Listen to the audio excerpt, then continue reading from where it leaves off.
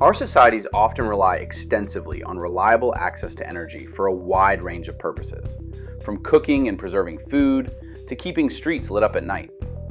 However, many lack reliable access to energy or rely on non-renewable sources that contribute to our changing climate. Science and technology holds promise in resolving these issues and more, and we hope to explore how they can unlock opportunities to solve the challenges our world faces. To this end, we've invited experts to discuss science, technology, energy, and material flows, empowering them to demonstrate how we can ensure access to clean, reliable energy and solve the pressing challenges we all face. They are Rowan Blizzard, a solution seeker at Innovation House Australia, and Vivian Dabre, an AI solutions lead at BildGroup. After their presentations, they kindly took questions from the audience. Thanks to our speakers tonight. I think two very different presentations, really exploring very different ideas or very different ways of going about how we may be better empowered to make the world a better place. We do recognize we live on a finite earth and our actions do affect those around us. So we need to be conscious of how do we go about putting together a plan of action that does uplift all of those in this world. Again, I'd like to thank our guest speakers for sharing their valuable knowledge and experience with us, particularly in relation to the connection between consumerism and greater resource use and the potential for artificial intelligence, AI, to process data and to guide better decision making into the future.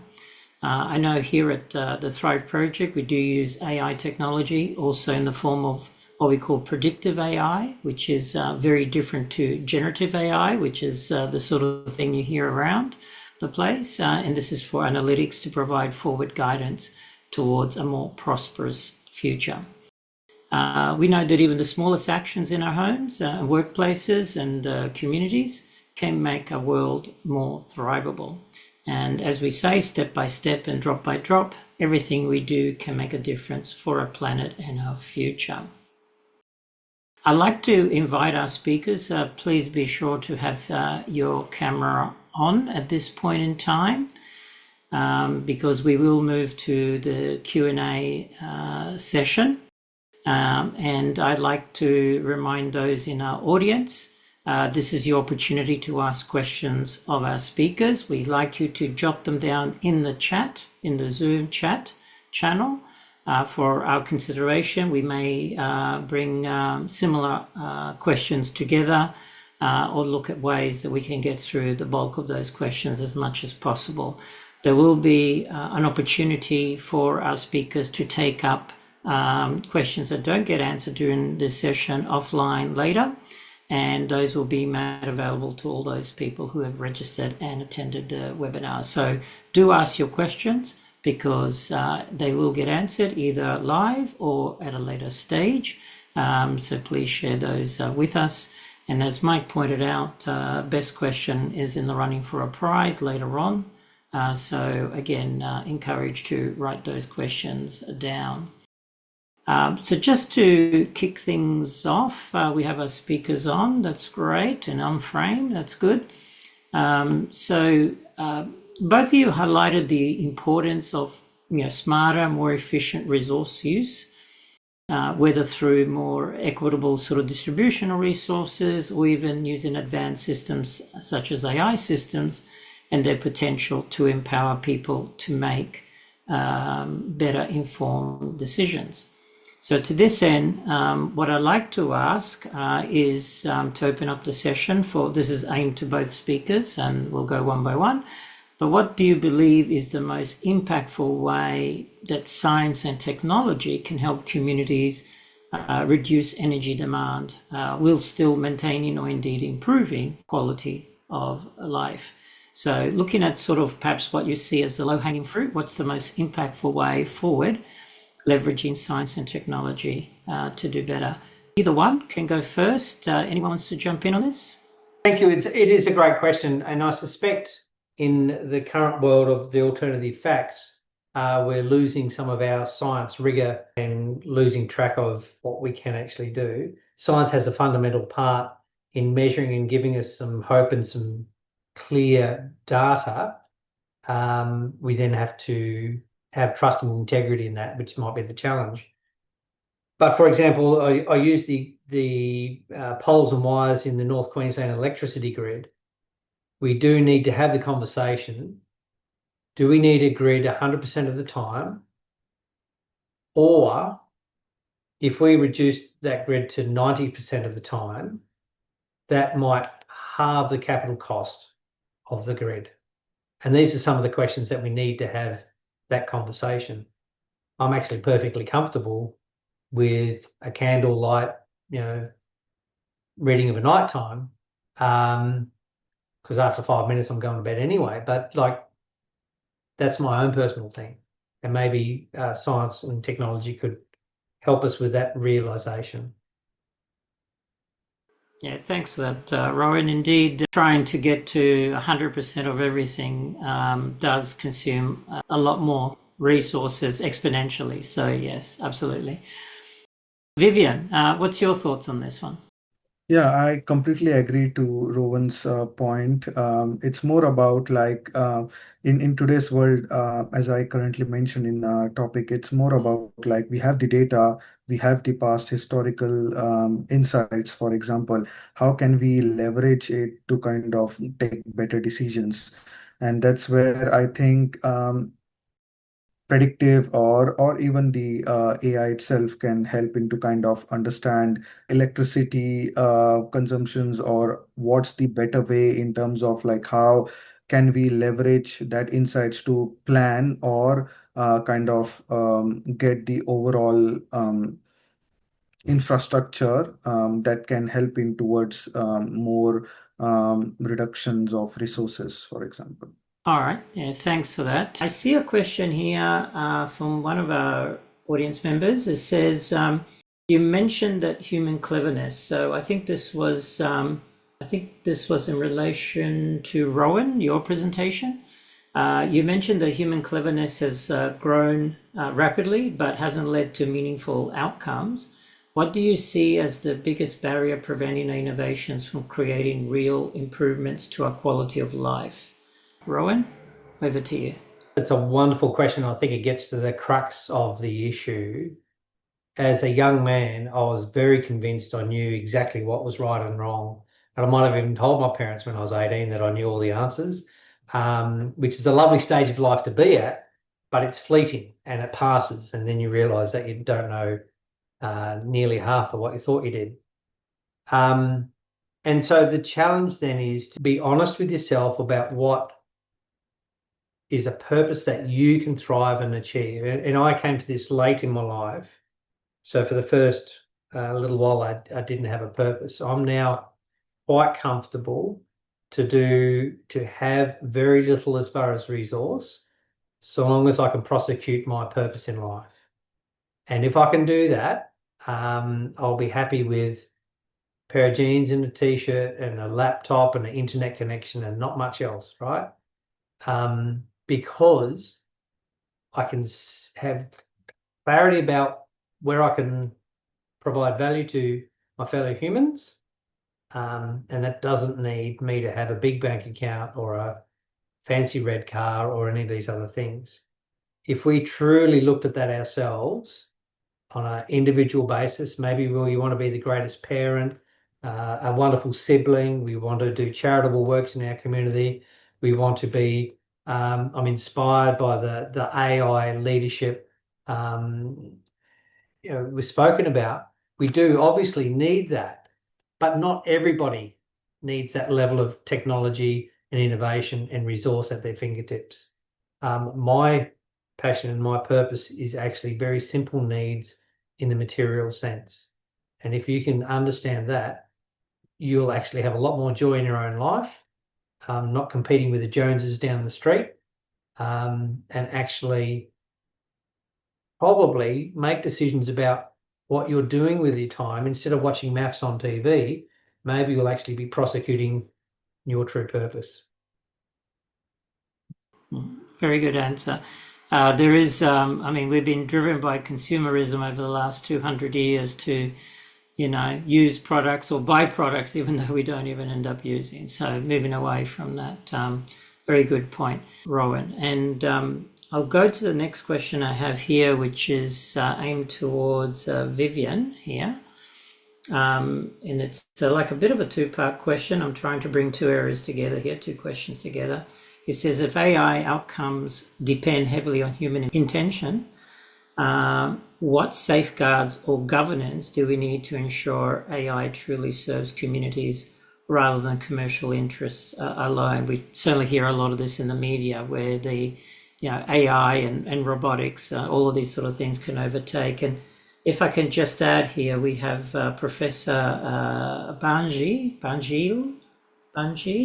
Sorry, I hope I'm getting your name right or close to right.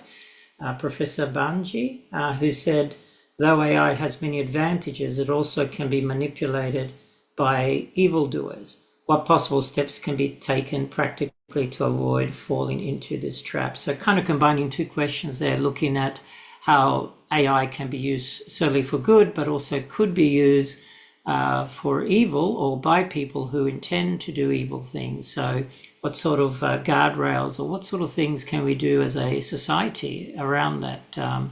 Vivian, what's your thoughts on that one? I mean, thanks for these questions. These are really good questions. And mostly, as you mentioned, Maurice, it's mostly a bottom topic. And it's very important to kind of acknowledge these things, right? So with fair use of AI, there's also a side of responsible AI, right? So working in the AI industry, I can tell that it's very important and very emphasized kind of have a governance around each of the AI solutions or architect like a solution or application that's built in. And for example, if you're talking about communities or for people's good, there are endless applications, not for just commercial interests, but for example, in construction, there's heavy use of safety across people's safety, right? Plant and people safety, for example. So that's where AI is definitely used, not as to serve or reduce cost mostly, but it's more about people matters most than everything else.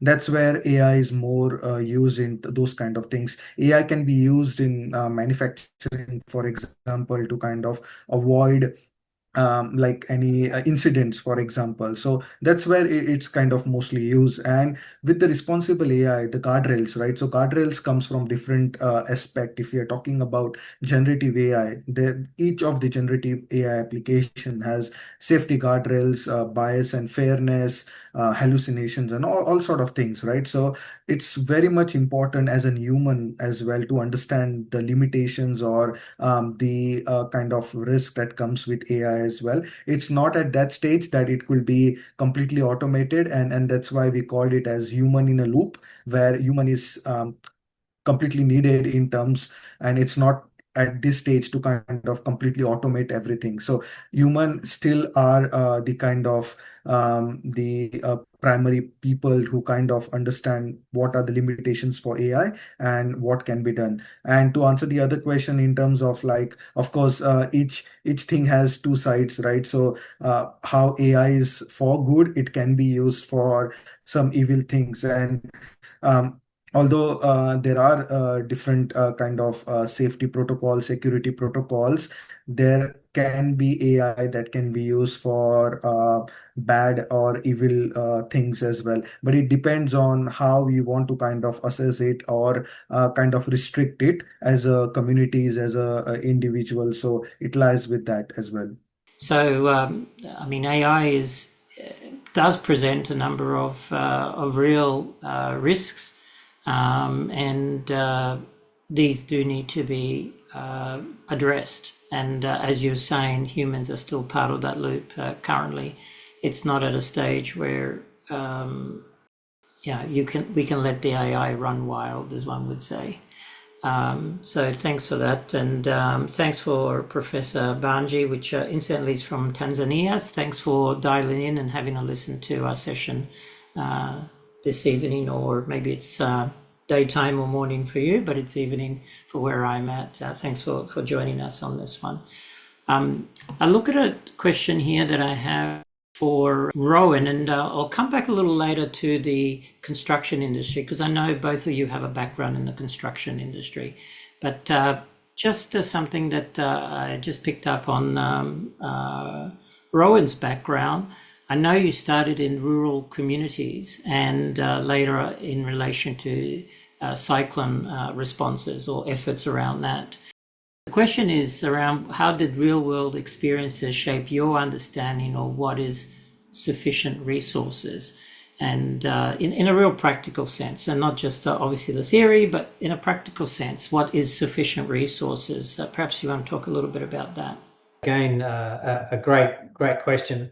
So in a disaster response, and which Ash Wednesday, we had bushfire, we had cyclones in North Queensland, where there's large-scale devastation of houses. The typical response is to build back exactly what was there, which to me is just fundamentally flawed in our thinking. And then if you look at the lowest impact housing answer, you might find Inuit people who are using the ice to build a structure, or First Nations people in Australia using stringy bark over some fallen tree limbs to make a structure, and they have absolutely no impact on the environment. And I love going camping. In a swag, very little impact, lying under the stars, counting the stars of the Milky Way. It's not a bad way to spend some time. So there's a continuum. When I'm raising kids, I probably want a bit more than camping in a swag, right? But I don't need, on average, Australia is a 210 square metre house. They are the largest homes in the world. It's excessive, it's obscene, and they're very low tech, very low performance, very poorly built. There's a whole litany of issues with what we do in housing today. The best thing we could do in Australia for sufficient is to stop construction.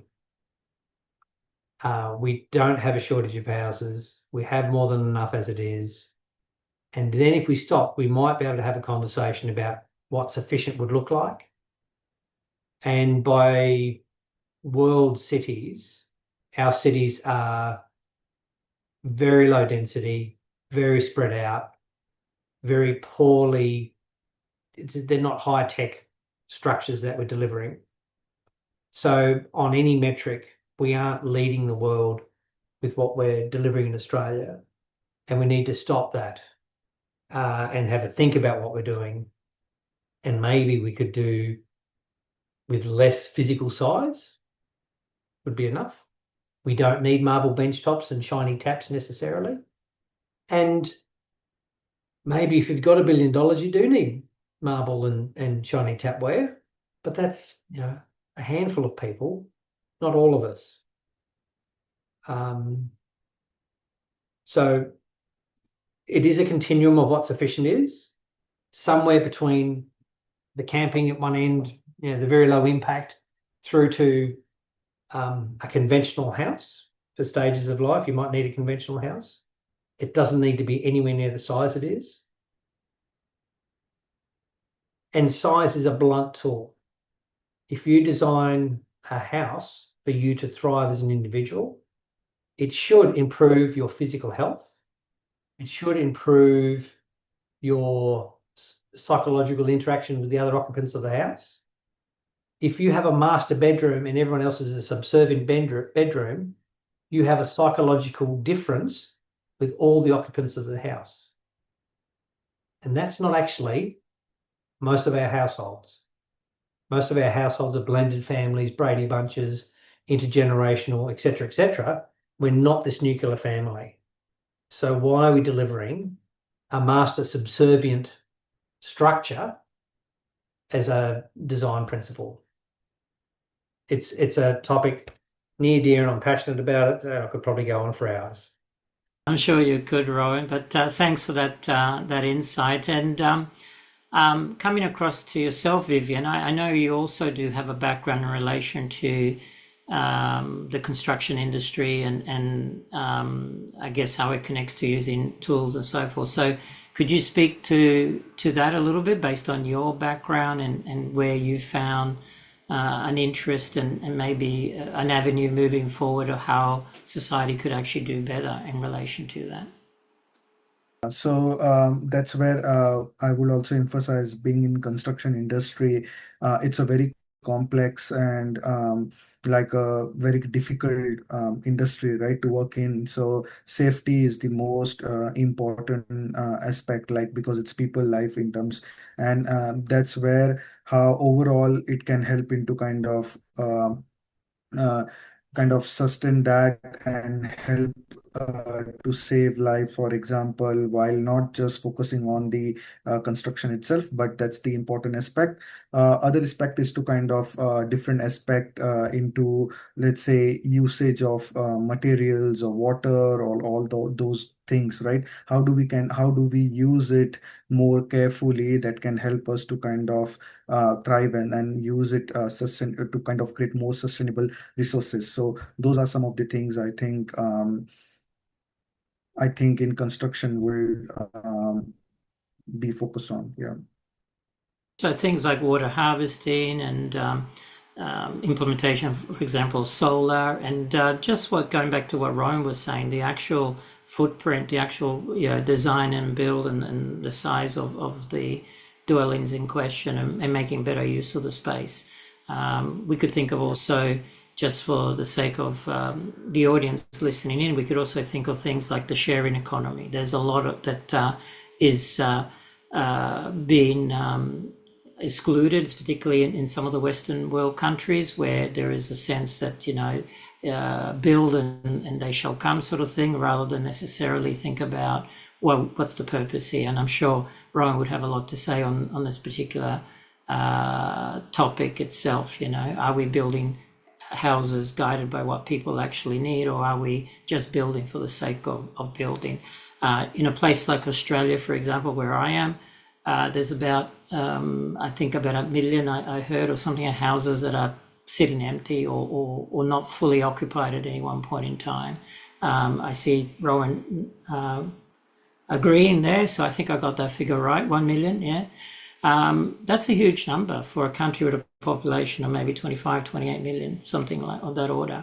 That's quite a huge number. So there is a lot of waste in that regard. So waste isn't just trash on the ground. Certainly that's one way of looking at it, but it's underutilization or inefficient utilization of resources. So yeah, so a lot of the discussion around sustainability tends to be around sort of improving efficiency, right?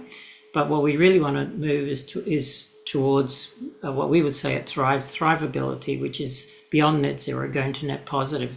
How we, from design, think of things to be, built to actually serve a purpose. Like if we don't need it, let's not build it, or let's not go there if it's not necessary. So I think that these are all areas where we can improve insofar as, where we can apply science and technology to improve or reduce, let's say, energy usage, water waste and other material waste, etc. So yeah. Let's see, I'll move to another question here. In one of your slides, Rowan, I saw you had the greater good, meaning me or everyone, sort of question mark, and then some details of, what does that mean, as you may connect that with yourself as an individual. But of course, this question applies to individually to everyone out there, but individually to everyone. So everyone is individually different. So the question is, like, in your experience, what prevents societies from embracing solutions that serve the collective, so the collective good? And how can communities begin to bridge that gap? How to, get around that we are a collective, but we are individuals. How to connect those two thoughts? What's your thoughts around that one? Again, it's a wonderful question, and it's an enormous topic. So for the history of time, we have been evolving our technological cleverness. And the first IT system was the ability to tell a story. And so from telling stories, we started having make-believe friends in the sky, and this set of make-believe friends is different to that set of make-believe friends, and all these systems evolved. The next technology, information technology, was to write something down.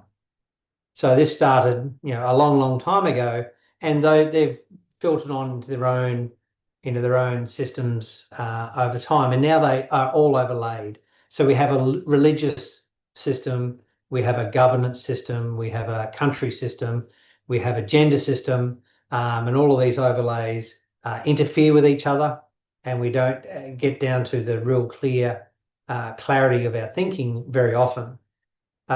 With current media and the busyness of life, we're also then generally overwhelmed. So we have that much messaging being forced at us on a daily basis that we can't seem to turn off notifications, can't seem to get away from email. So we don't actually just sit. The greatest crime a child will tell you is that they're bored, and well, let them, leave them unattended to be bored, and find something to do, or just sit and be. So the challenge then becomes personally, can we give ourselves permission to sit and prosecute a single thought? Then can we take that thought in some sort of form and articulation? I've come to a position. Here's Rowan's view of the world. Now go and enroll someone else in that story, right? Which is hard to do. I've had a wife. Try and enroll her in your story, right? Let's start there, and then get a collection of people enrolled in your story, and eventually you get to the point that, hey, there's a lot of us moving in a direction. When you have a collection of people following your story, you have the populist vote, and that becomes what the politicians will pay attention to. Until you have that, you're just alone individuals yelling into the abyss. Once you have that, so once you have a coherent story, it is incredible what a small collection of dedicated, passionate, purpose-led individuals can achieve. And in fact, that is what has changed the world for the history of humankind, is small collections of people finding a common story and prosecuting that despite everyone else telling them they're wrong, you're not in this group, you're not in that group, whatever it is. So you have to have courage of your convictions, you have to get a coherent story, you have to enroll people in that story, and then you get to a critical mass. If we're just thinking about housing, I think that number is somewhere like 5. So it's not enormous to secure your housing future ongoing if you can get to 5 people. So it sounds insurmountable, but a small group of that size can actually probably achieve quite a bit. Does that answer the question? I hope so. It was raised by one of our audience members. So moving along, let me see here. Rowan did share actually a number there for bedrooms available today. I presume you mean, is this in Australia? Yeah? 13 million bedrooms available as we speak, as one would say. That is a huge number. That's another 50% of the population that could be put into a room tonight if needed. So important to kind of see that, it's like with food, right? There isn't a food shortage problem, but there is a food wastage problem, right? 1/3 of all food in the world is wasted. Yet 880 million people live below the poverty line and go hungry, for example, with insufficient nourishment. Different topic than tonight's, but the point being is there is actually quite a lot of resources in this world, but they're just not necessarily distributed well, or we waste resources. Perhaps we make too much, as was said tonight. Using some of the advanced tools, computer based tools, AI tools, etc. Hopefully we can do better with how these resources are created, stored, distributed around the world, etc. So that's what we would like to see from that.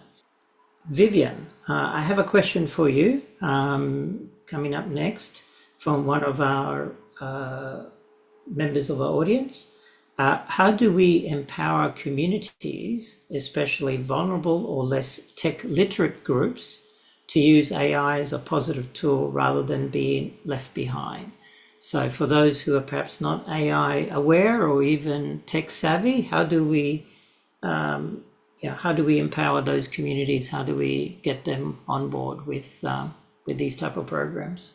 Yeah, this is a good question because it highlights the point of not like AI needs to be used responsibly, but then there needs to be an awareness or education in terms of when to use, what to use, and how to use kind of thing, right? So definitely it can be empowered, and there are different mediums in a way that, for example, community programs, running community programs, talking to through them, for example, showing them the demos or kind of showing them the actual use of AI instead of like kind of asking them to use it to kind of show them, or it's also more on like giving them video tutorials, for example, or like kind of running free workshops, kind of having a digital buddies, for example, showing them that this can be used in this particular way. So, and there are endless kind of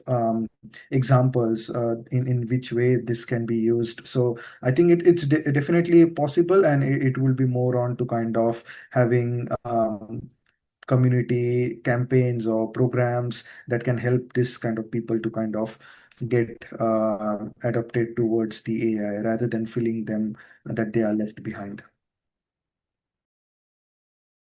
Okay, yeah. So by demonstration, as opposed to just say, there it is, go ahead for it, because unlikely they'll just pick it up, so to speak. Yeah, I think AI tools are, I mean, there's a plethora of them. That's the first thing to be said. I mean, back in 2022, when ChatGPT came out, everyone thought that was it, and it was going to be a unique tool in its own right. But really, as we've seen, AI has been integrated into everything. I mean, you buy a car, you buy a fridge, you buy just about anything today. It's got a CPU in it of some sort, and it's got it's got a certain amount of processing and storage that goes with it, and access to internet and AI, etc. It's very hard to not get something that is enabled in that way. You mentioned, Vivian, earlier, Internet of Things, for example, which includes a big class of type of devices. So anything from a camera through to a microphone through to an e-nose, for example. And if you don't know what an e-nose is, it's like a nose, but it's an electronic version of it. And these do exist. We have developed solutions here at Thrive that actually implement a lot of these technology as part of digital twin technologies, like our Thrivable Cities program and so forth, which is something you spoke about earlier on, Vivian. Just on that about digital twins, digital twin technology, this is really emerging as a pretty transformative tool. We know Singapore and some places in, for example, Korea and in other parts of the world, this technology is being used. And I alluded to a little bit earlier, we're working with some city councils in Australia in regards to this. But for example, in your experience, what do you see as the most impactful use cases where digital twin can genuinely reduce emissions or embody carbon, especially in infrastructure or construction? So again, sort of connecting a bit with your background in this area. So both in terms of embodied carbon as well as operational carbon. What do you see how digital twins, or give us some examples more to the point of how this digital twin technology is being used? Yeah. So, in terms of digital twins, so in construction, for example, it could be used in kind of resource planning, or it could be used in terms of planning the actual work and saying that what kind of, if we are using, for example, a fuel consumption, a diesel consumption, instead of, like, let's say, electric vehicle, or any equipment, what's the kind of difference? So this kind of scenarios could be run using digital twin. So all this information, for example, could be gathered from IoT, truck-based systems, for example. This could be used in like let's say resource planning or material planning. So that's one of the thing, but it can also be used in terms of weather forecasting on construction sites, for example, getting the weather information and then planning the upcoming work. For example, if it is going to rain, what kind of plan I can do in terms of, if there is this kind of thing and I'm doing a concrete slab, for example, how do I kind of optimize that particular thing, right? So instead of doing it and then not looking at the weather, for example, and then rain allows it to kind of rework. So, for example, in this kind of cases, I think digital twin plays a very good is a very good application, and it helps you to kind of understand that if this was the scenario, what will be the outcomes and how can I improve it. So that helps in. One of the other example that I would like to kind of highlight, not in construction industry, for example, but into climate, for example, was to use this digital twin technology to predict the bushfire evacuation or flood evacuation, right? So what is the possibility of evacuating people? And that's for social good, right? So how can we use digital for not just the emission, but for the people, right, for the communities? And it was more about running different scenarios based on different flood scenarios or different climate scenarios, like let's say tornadoes or cyclones, or even flood, like 1 in 1,000 cyclones, for example. This kind of scenarios, with the infrastructure that we have, like different roads, suburbs, councils, how can we integrate all of this data to kind of understand what's the best way to evacuate people if there's this type of scenarios, right? So planning those kind of things definitely helps in terms of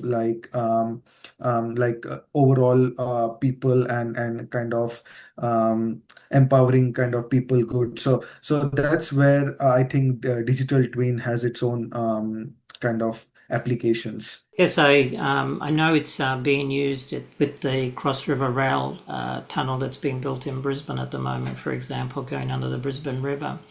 And also, I was looking at something just the other day in China, where they were building large road networks and with tunnels and bridges and so forth over 20 kilometers, 50 kilometers, etc., where it was all designed and pre-engineered using advanced sort of tools, so they could actually simulate everything right down to, for example, the concrete mix that they were going to pour on the day, because it depends on humidity and temperature and so forth.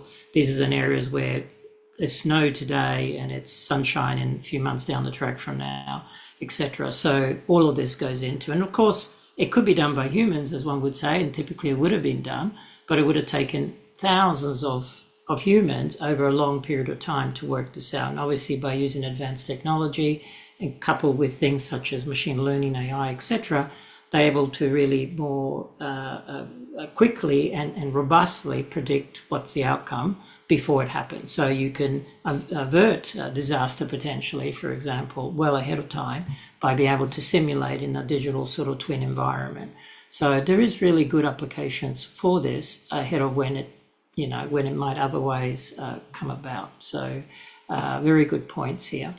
I've got a question that's being raised here. Hang on, we'll come back to that one. Oh, that's okay. That's for Vivian, then we'll switch over to Rowan. So this is from, better go back to it. Oh, it's very long. Let me just try and get it in front of me. It's actually from someone called Vivian as well. Sorry, the first part is for Rowan. There you go. The trend is people, so this is for you, Rowan, sorry to confuse everyone. The trend is people buy the latest model, like for hand phones, The old washing machine used to be more lasting compared to the new models, which have shorter lifespans. For the manufacturers, it seems like making more sales are their interests. How can we make a balance between the two? If we encourage the public to live a more sustainable life, not buying the new models and repairing the old models, will this eventually impact the manufacturer's business?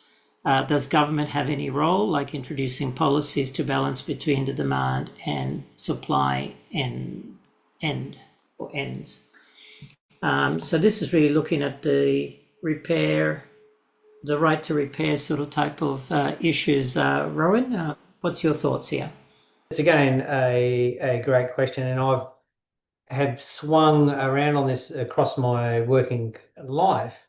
Initially, I railed against the short lifespan of the inferior built appliances, and they get thrown in the bin as soon as the warranty's expired, and that's all terribly disappointing. However, with AI and the advent of internet connected to everything, it's absolutely possible that our new appliance might be internet connected. It might actually be tuned and optimized for all of its life now, because it alerts that it's got a clogged filter or it needs a bit of maintenance done. And because we're aware of it, it's got a chance of that happening. And then at the end of its life, it says it's no longer economically viable or energy viable. It's fully repurposed. So it's into a circular economy and around again it goes. This is absolutely where organizations like Samsung, Apple, LG want your house to be a subscription house of appliances. They don't want you to buy appliances and go to a shop and potentially risk walking away from their brand. They want you to be on an ongoing monthly subscription where it's connected to the internet. It tells you when the machine needs maintenance. It gets maintenance. It maintains its warranty, and its end of life is fully recycled.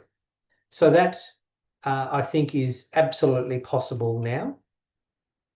Hands up all of those in the room who have an old handset sitting in a cupboard drawer instead of recycling it. So human behavior doesn't actually do what we all say and espouse and know we should. The recycling doesn't actually happen. I'm sure younger people are better at it and they've been more educated and indoctrinated with it, but I know I'm guilty of not. I'm still human, right? If we engineer the human out with AI in some areas, I think that's a very good application of these habits that we otherwise don't stick to. And then just to add to the list that Rowan just shared, Philips in Europe, for example, offer their lighting fixture as such, or their light bulb, as you would say, but on a subscription basis. So you do not pay for or buy light bulbs, you pay for access to lighting as such, and it's on a per use basis. And if the whole, if you're a factory or if you're a business, for example, or even apartment block and there's all this lighting in it, they actually come out and maintain it, support it, and so forth. And because they design, engineer, build it, and service it, etc., they can be very, very efficient about what they do. And you just pay for the lighting that you use, not for the light bulb anymore, but for the lighting service. So that's another one to add to the list that Rowan just mentioned. But there are many, many services going down that road, not just software, which a lot of people think of software as a service. That's a fairly popular and maybe easier to understand one, but there are many would-be technologies that are being delivered as a service these days. So just continuing with Vivian, she did have a question also for you, Vivian. Vivian in our audience, his question is as follows. It said, thank you for pointing out about being responsible when it comes to AI.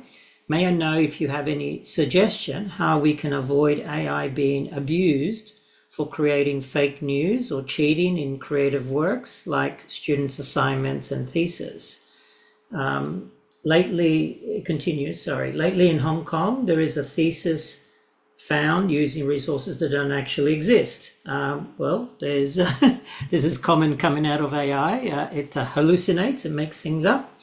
I'm a teacher, and I have also a concern that students over relying on AI and become dependent on AI and bring bad impacts like they will think less and not aware of the thinking process is essential for learning and creativity. Yeah, I mean, as you mentioned, Morris, this is kind of an ongoing thing, and we see a lot of things in the news lately where AI is hallucinating, and people, or if it is not actually, there's no human in loop, and if it is widely accepted, the AI response, it can lead to kind of disasters, right? So in terms of like getting fake information or information that does not exist, for example, and it is very challenging to know kind of like to kind of stop being using AI or abusing it, right? So there are different tools, and as we discussed on this, right? So each thing has its two sides, right? So AI can be used to solve a lot of good application, a lot of good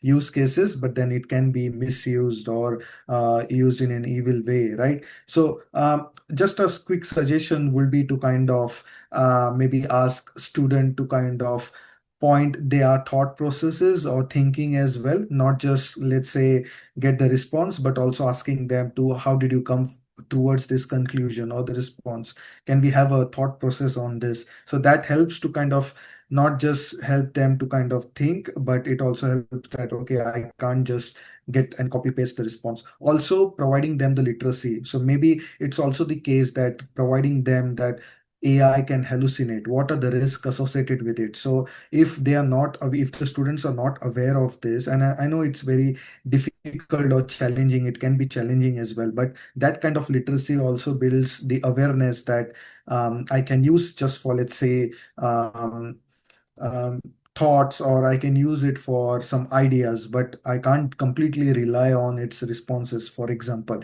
So getting that awareness will also help, I think. Yeah. And your answer is actually similar to what I would say. So I'm an examiner at university, so I often find people come up with answers, and I ask them, to explain. And I think Elon Musk is of this school as well. When he hires people, he asks people not just for the answer, but to explain how they arrived at the answer. You can find out very quickly then if the student in this case really has a good idea around it, or really doesn't know at all. It's just something they plucked out of the computer system. So getting them to explain how they come to their answer. The other thing is to also check facts. So as we know, AI does hallucinate a fair bit. Checking sources, cite sources and check the facts, make sure that the sources are actually accurate and of a sufficient standard is a very important one. So, Vivian goes on to say, I hope the two speakers and the host and myself will share their thoughts on how they can help young students to catch up and use science and technology without over relying on it. So I think that there is a middle ground there. We do want students to learn. We do want all people from all walks of life, and particularly when they're young, to learn new things. And in that case, they need to embrace and get in there and do the learning part. But really treat AI as, I guess I would say, going back in my days, I got a few white hairs, unfortunately, these days, but going back in the days, I used to use a calculator, right? Despite being able to compute reasonably well with my brain, we had a calculator. AI is a bit like that. It's a tool. It's not an end in itself. It can be a very fast tool, can be a very detailed tool. It can do a lot of work in short order, but it is nonetheless a tool. And we still need to, at this point in time anyhow, we do need to apply our own thinking to go with it as humans, as both Vivian and Rowan has kind of pointed out. Don't just take the answers for granted. So I hope, Vivian, we've given you some ideas to use with your students. I don't know what level your students are at, but what year they're in, but I hope that's given you some ideas there. But thanks for your questions. So, Rowan, you mentioned many of our systems are impractical and remote, quoting from your slides here, I believe. Can you give an example of a system, energy, housing, or infrastructure that most people assume works well, but in reality creates significant inefficiencies or vulnerabilities. So I guess practical example here. Let's stick with my training, which is in residential housing construction. And we might all have this belief that we've been doing it this way for such a long time that we've become professional and efficient and at this system. And if I said to you that a house is 140 tonne of material, and that in each house being built you throw between 10 and 30 tonne in the landfill, that might give you a different view of the housing construction system. And then when you consider that the somewhere between 10 and 30 tonne going to landfill, you pay for at least 3 times. So you buy that material to be delivered to site, you buy someone to handle and chop it up into bits, and then that bit doesn't fit, gets into the bin, and then you pay for someone to dispose it at the landfill. The cost of that component is enormous. If you talk to anyone who has developed a system, they'll try and run it at optimal 100% efficiency. A jet engine sometimes in optimal conditions get to 105% or 103% of efficiency, because there's some safety factor built into it, and good atmosphere, you can get exactly the right performance out of it. Our housing system still has that amount of waste in it after building this system for 40 plus years. It's a crime. Yes, far too much waste. And I think one of the things you were mentioning, Rowan, is that there is not much interest or effort being made to make it better. Developing new... Designed into the system. Yeah, the system is designed to rinse and repeat the status quo, which is by the banks, right? Me as a consumer has to protect a multi-billion-dollar corporation against default of me defaulting on my loan, and I pay this thing called the term's just gone from my brain, mortgage insurance, right? So lender's mortgage insurance. When you're having a deposit less than 20%, you get stuck with this fee, and you go, well, that seems like a lot. And that's what it's for. It's to protect the multinational corporation from me not paying my loan and then having a loss after they sell my asset. And if you buy assets in Australian housing market, they can only go up. So how could they possibly lose? So why are we paying this fee? It seems to be horrifically nonsensical. Yeah, geared in the favour of the banks and those sort of institutions, of course. But from a thrivability, we would say, or even sustainability point of view, the thing is, why are we doing such a thing? Why are we, embarking on a housing market in such a way that it's just none of it adds up in terms of what the actual needs are and so forth. So I think that's one of the starting points. This is why we have I think the purpose is not quite as big on that sign behind you, but it's certainly a big part of it. Yeah.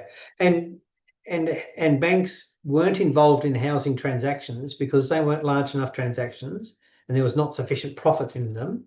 So until the 1920s, you wouldn't buy and sell housing using a bank. You and I would just come to an agreement. You've got the asset, I want to buy the asset. We would agree, I'm going to pay you so much a month for so many months. And at the end of that time, you would hand me the title. And there would be a contract. And there's that mechanism still exists. But banks worked out that they could do that for a profit by offering this thing called a mortgage. A lot could be said there, but we'll leave it at there on that one. There are some podcasts available on the Thrive website going further into this aspect. So if you look up under Rowan's name, you'll find that he shared quite a lot on this particular topic with us in previous years as well.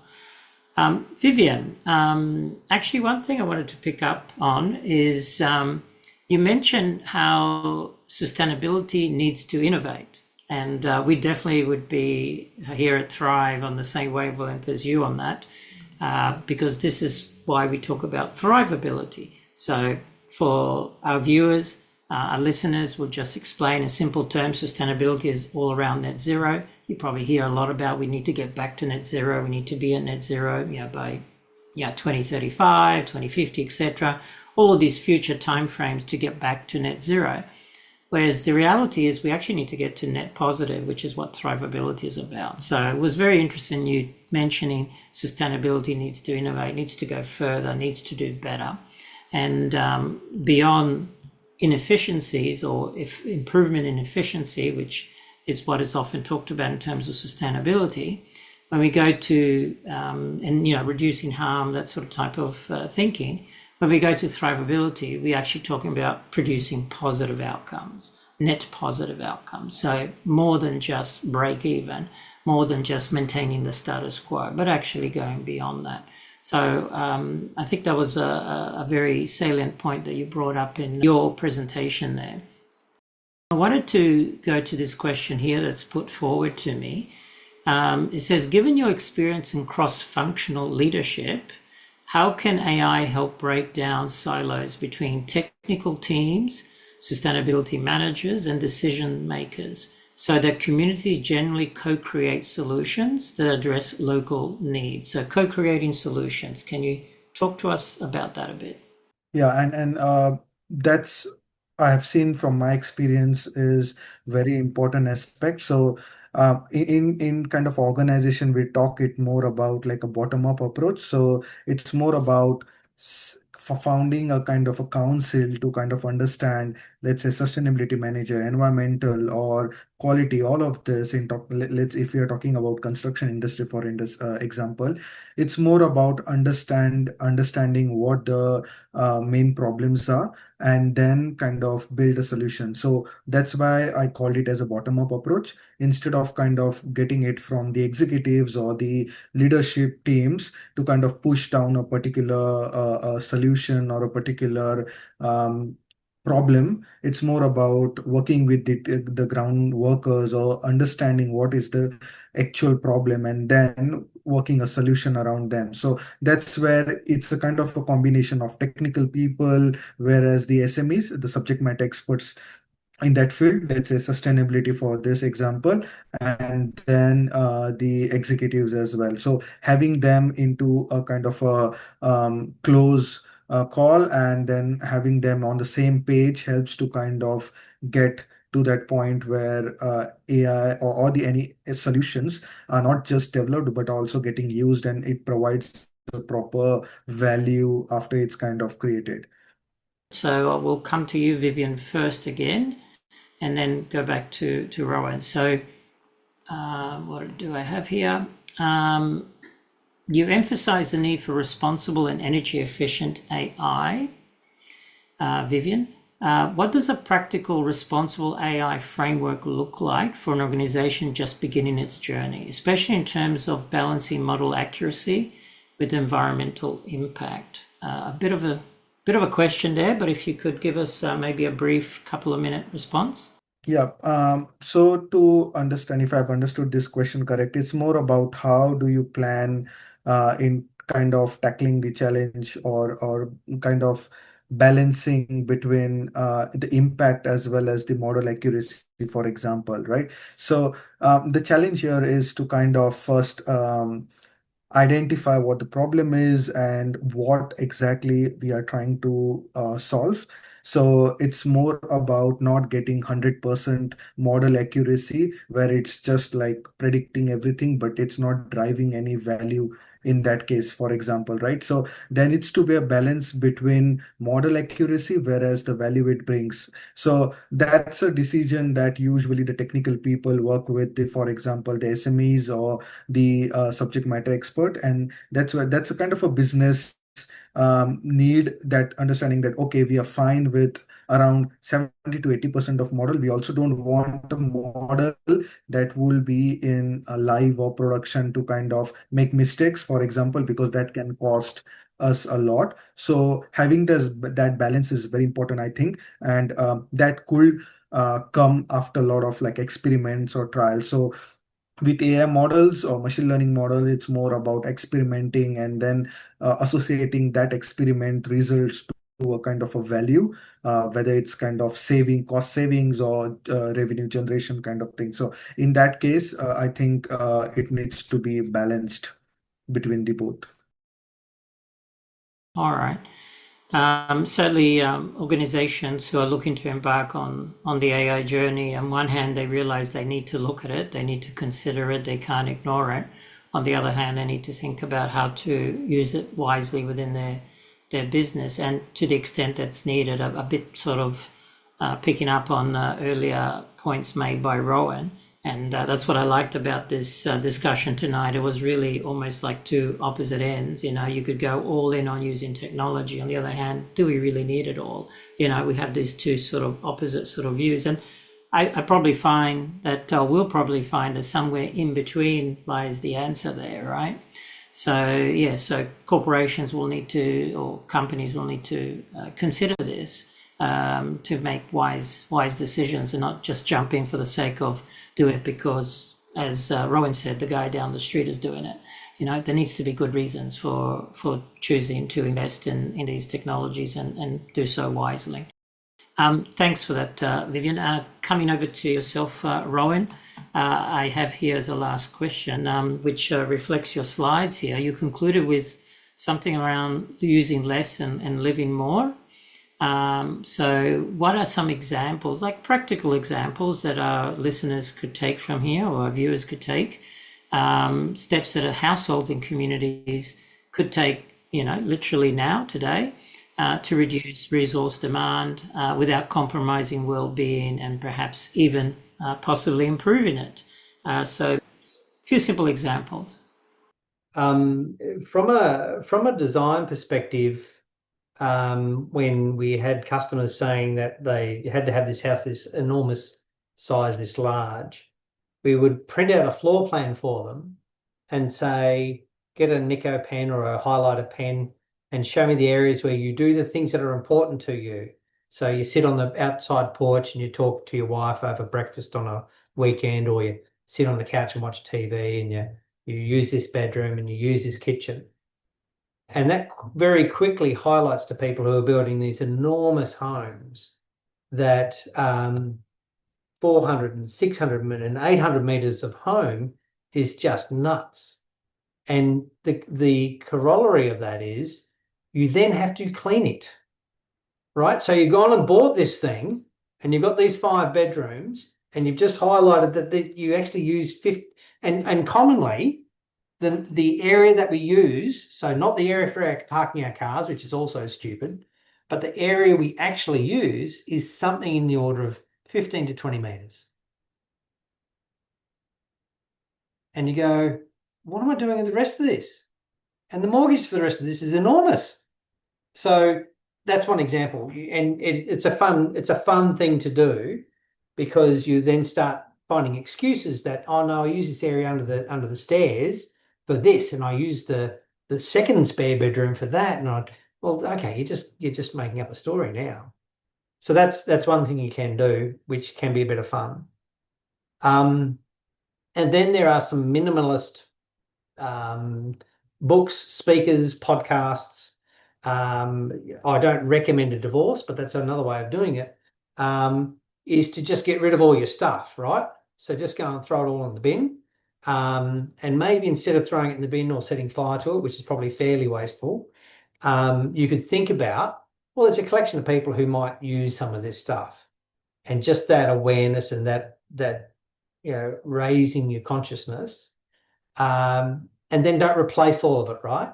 So just because you've had a moment and you've thrown all the toys out of the cot, don't replace them. Be really considerate about, what do I need to bring back into my life?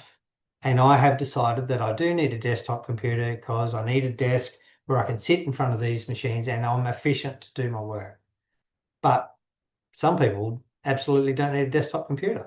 Yes. All right. On that note, we'll leave it there, because I'm sure there's a lot more that could be said, but I do want to give the opportunity to thank both Rowan who's supported us in a few of these sessions. Very, very insightful. And Vivian, thanks for taking the time out to join us on this occasion.